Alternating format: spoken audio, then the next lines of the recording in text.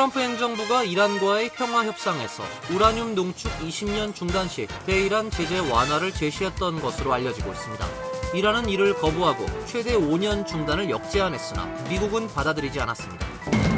트럼프 대통령이 주한 미국 대사로 한국계 정치인인 미셸 박스틸 전 연방 하원 의원을 지명했습니다. 한국에서 태어나 미국에 이주한 이민 1세대로 두 차례 연방 하원 의원을 역임한 바 있습니다. 연방 정부가 미국에 체류하고 있는 이란 고위 관리들의 가족들을 잇따라 추방하고 있습니다. 이란 정권은 미국과 대치하고 있지만 가족들은 미국에서 호화로운 생활을 누린다는 비판을 받아왔습니다. 미국 유학을 꿈꾸는 외국 학생들에게 비자 장벽이 갈수록 높아지고 있습니다. 지난해 유학생 비자 거부율이 35%까지 치솟아 최근 10년 내 최고치를 기록했습니다. 한국 정부가 2026년 재외동포 정책 시행 계획을 확정했습니다.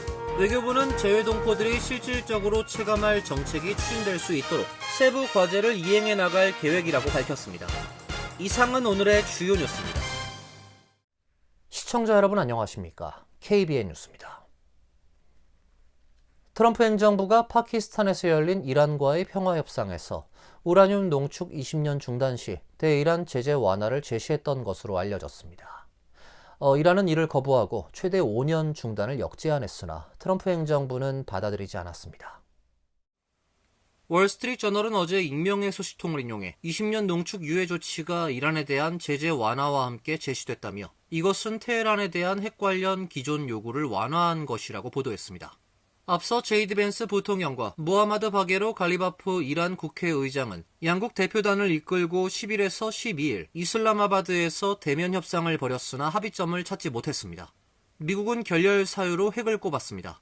벤스 부통령은 우린 이란이 핵무기를 추구하지 않으며 이를 신속 달성할 수 있는 수단도 추구하지 않겠다는 약속을 확인해야 한다며 확약을 보지 못했다고 말했습니다.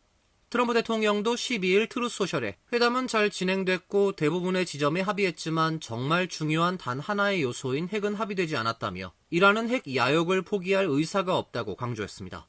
다만 트럼프 행정부는 기존에 알려진 미국 입장인 우라늄 농축 영구 포기가 아닌 20년 중단을 제재 완화 조건으로 제시한 것으로 보입니다. 뉴욕타임스가 양국 당국자를 인용한 보도에 따르면 이란은 최대 5년간 우라늄 농축을 중단할 수 있다는 입장을 미국에 전했던 것으로 알려지고 있습니다. 그러나 트럼프 행정부가 이를 거부하면서 협상은 결렬됐습니다. 한편 미국과 이란이 이번 주 파키스탄 수도 이슬람아바드에서 2차 협상을 재개할 가능성이 제기됐습니다. 로이터 통신은 오늘 소식통을 인용해 양국 대표단이 이슬람아바드로 복귀할 가능성이 있다고 보도했습니다. CNN도 2주 휴전 기간 만료일인 오는 21일 이전에 두 번째 대면 회담이 이루어질 가능성을 놓고 양측이 세부적인 사항을 논의하고 있다고 보도했습니다. 트럼프 대통령이 명령한 이란 해상 봉쇄가 실행에 옮겨지면서 미 해군이 헬기와 특수부대를 동원해 민간 선박에 강제로 올라타는 실전 작전이 초읽기에 들어갔습니다. 국제법상 전쟁 행위로 간주되는 조치로 중동 전역의 전운이 짙게 깔리고 있습니다. 뉴욕타임스에 따르면 미 중부사령부는 이란 항구로 향하거나 이란에서 나오는 모든 국가의 상선 통행을 완전히 차단하기 시작했습니다. 미군은 구축함의 레이더와 정찰 드론을 동원해 이란 해안을 24시간 감시하며 관심 선박을 식별해 추적할 방침입니다. 작전의 핵심은 강제 승선입니다. 해군 구축함이 의심 선박을 멈춰 세운 뒤 무선으로 목적지와 화물 내용을 추조하고 승선 조사를 거부할 경우 즉각 무력을 행사합니다. 파도가 높거나 야간 등 배를 세우기 어려운 위험 상황에선 헬기를 투입해 패스트로프 방식으로 특수부대원을 갑판에 투입해 배를 장악하는 방식이 유력하게 검토되고 있습니다. 미국이 이처럼 한 국가의 모든 해상 통행을 완전히 틀어막으려 시도한 것은 1962년 존 F 케네디 전 대통령이 소련의 핵미사일 반입을 막기 위해 단행했던 쿠바 격리 조치 이후 64년 만에 처음입니다. 국제법 전문가들은 해상 봉쇄가 사실상의 선전포고이자 전쟁 행위에 해당한다고 지적하고 있습니다. 중부사령부는 이번 봉쇄가 국적과 관계없이 모든 선박에 무차별적으로 적용될 것임을 분명히 했습니다. 트럼프 대통령의 봉쇄 결정에 호르무즈 해협은 언제든 총성이 울릴 수 있는 일촉즉발의 화약고가 됐습니다. 작전에 투입된 미군 구축함들과 이를 저지하려는 이란의 무력 대응이 맞부딪힐 경우 사태는 걷잡을 수 없는 전면전으로 번질 위험이 크다는 관측이 나오고 있습니다. 트럼프 대통령이 주한 미국 대사로 한국계 정치인인 미셸 박스틸 전 연방 하원 의원을 지명했습니다. 한국에서 태어나 미국에 이주한 이민 1세대이며 두 차례 연방 하원 의원을 역임한 바 있습니다. 백악관은 어제 미셸 박스틸 주한 미국 대사 지명안을 상원에 송부했다고 발표했습니다. 주한 미국 대사가 지명된 것은 지난해 1월 트럼프 2기 행정부가 출범한 뒤 약 15개월 만입니다. 트럼프 대통령은 취임 전후 중국과 일본 등 주요국 대사를 지명했으나 주한 미국 대사관의 수장직은 오랫동안 비워뒀습니다. 바이든 전임 행정부 시절 임명된 조셉 윤 전 대사 대리가 지난해 10월까지 역할을 했고 이후 케빈 김 주 아세안 미국 대사 지명자가 대사 대리로 임명됐으나 2개월 만인 지난해 12월 귀임했습니다. 스틸 지명자는 공화당 소속 여성 정치인으로 일찌감치 대사 후보로 이름이 거론됐습니다.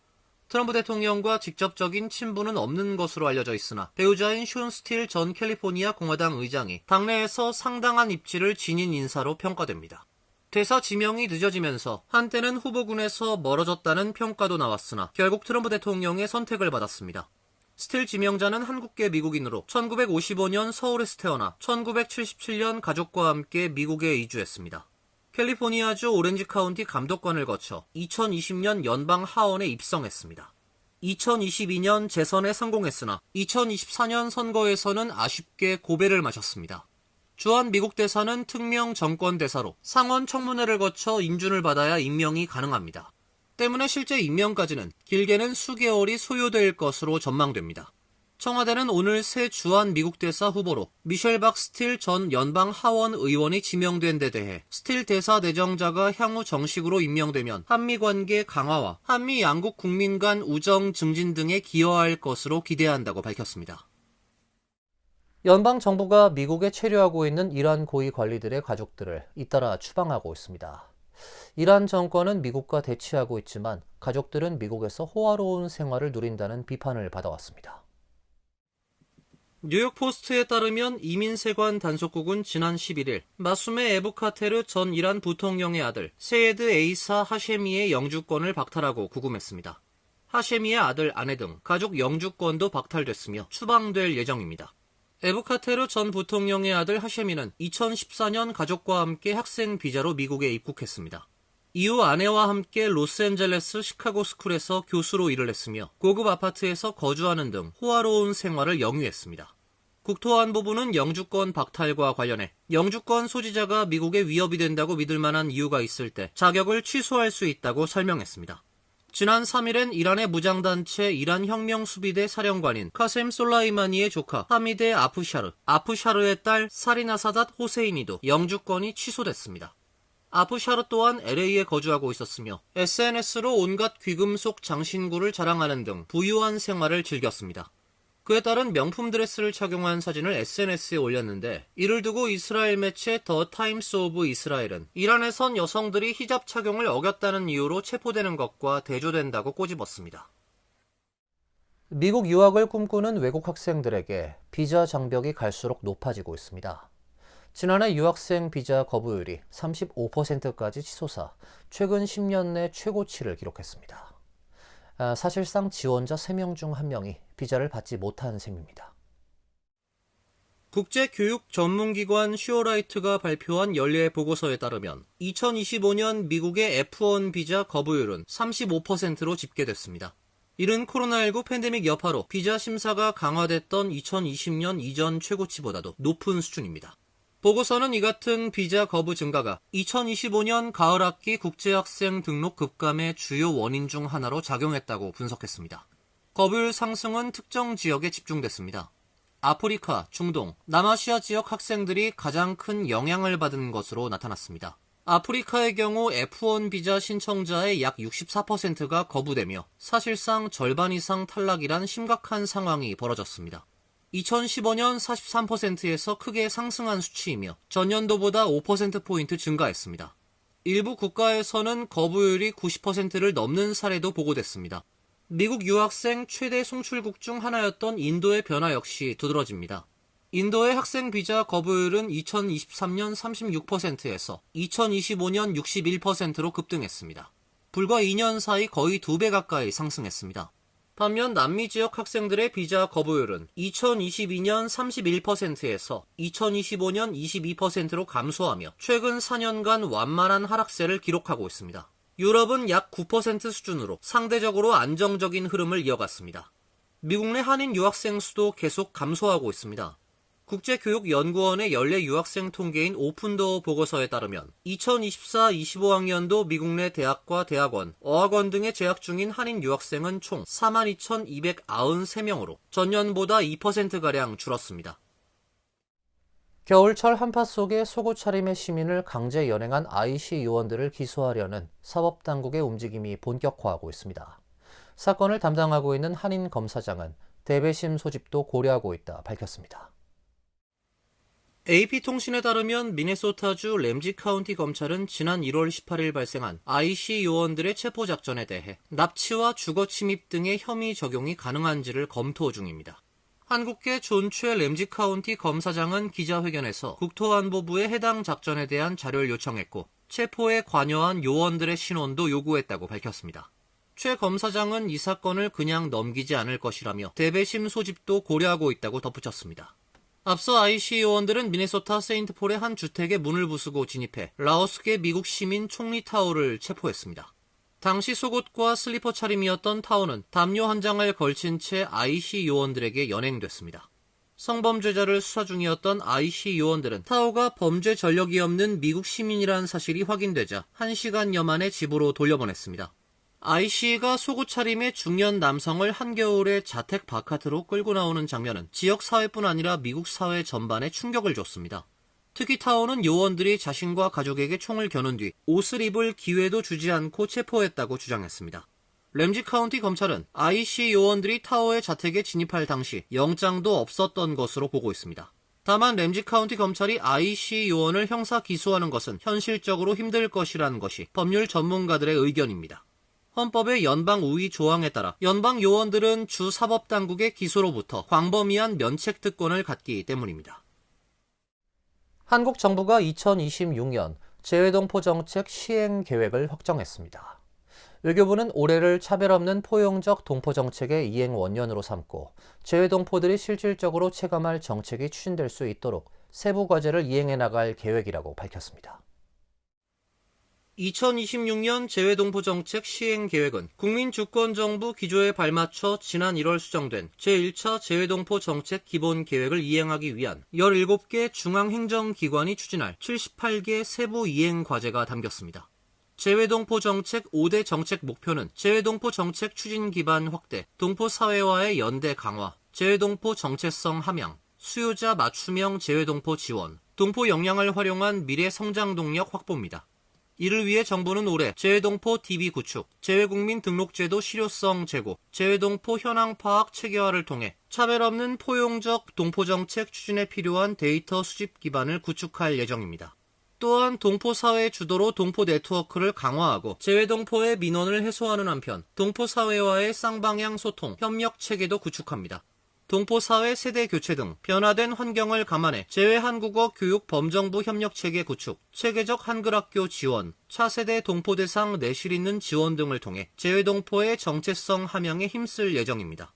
이와 함께 동포들의 실질적 참정권 보장을 위한 재외선거제도 개선 방안을 모색하고 고려인 동포 등 역사적 동포 등에 대한 현장 밀착형 행정을 강화함으로써 동포사회 요청에 적극 대응해 나가고자 합니다.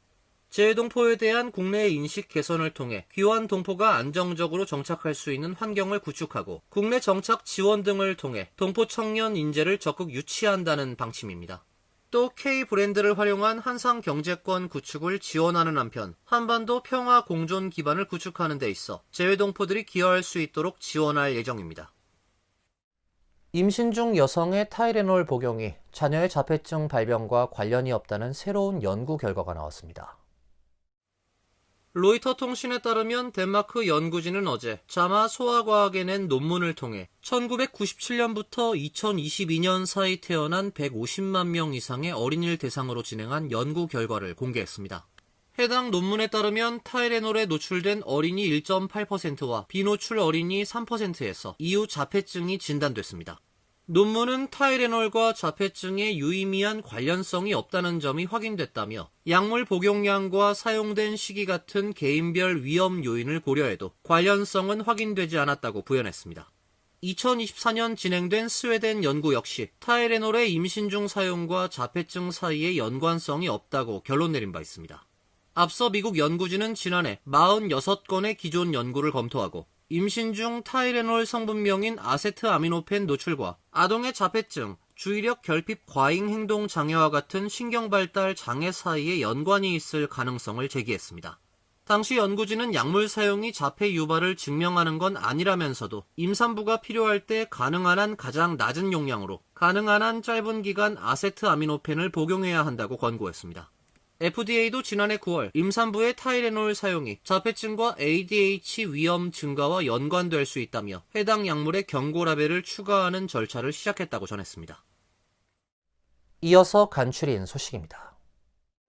트럼프 대통령이 월스트리트저널을 상대로 제기한 약 100억 달러 규모의 명예훼손 배상 소송이 법원에서 기각됐습니다. 작년 7월 월스트리트저널은 트럼프 대통령이 앱스타인에게 외설적인 그림이 포함된 편지를 보냈다고 보도했고 대통령은 소송을 제기했습니다.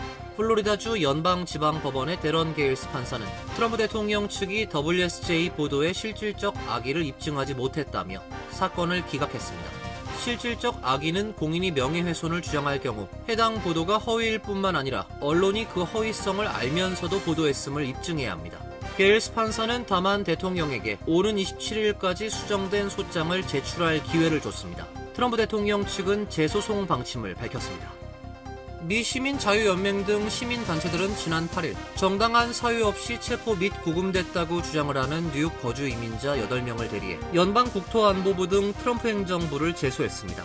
원고 측은 ICE는 외모만을 근거로 뉴욕의 흑인과 유색인종을 표적으로 삼고 있다며 이는 이들의 권리를 심각하게 침해하는 행위이자 뉴욕의 이민자 사회 전반에 공포를 불러일으키고 있다고 주장했습니다.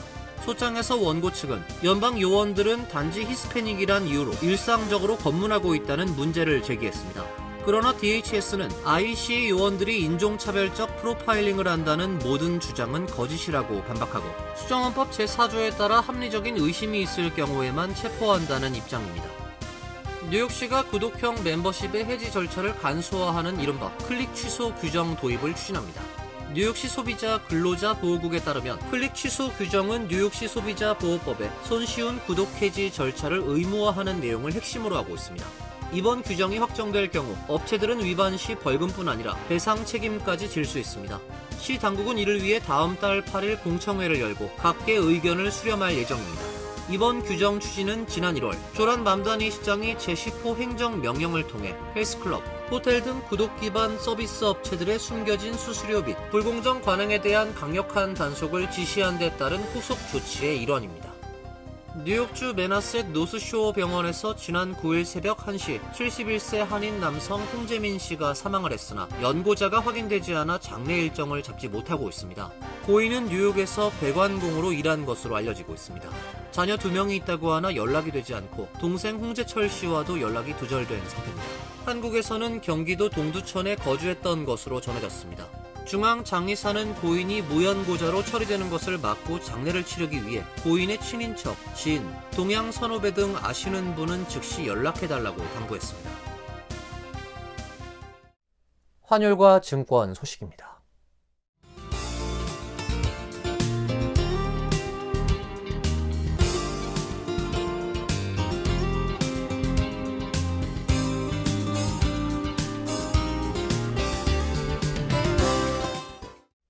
이어서 날씨입니다. 내일은 무더운 날씨가 예상되며 오후엔 한두 차례 소나기가 내리겠습니다. 낮 최고 기온 88도, 섭씨 31도, 밤 최저 기온 67도, 섭씨 19도로 예상됩니다. 목요일도 맑은 가운데 무더운 날씨가 이어지겠습니다. 금요일은 구름이 많은 날씨가 예상됩니다. 이상으로 KBN 뉴스를 마칩니다. KBN과 함께 즐거운 시간 되시길 바랍니다. 위 동부 최대 한인방송 KBN이 제작하는 KBN 뉴스는 웹사이트 mykbn.com 그리고 유튜브와 페이스북에서 다시 보실 수 있습니다. 좋아요, 구독, 알림 설정은 뉴스 제작에 큰 도움이 됩니다.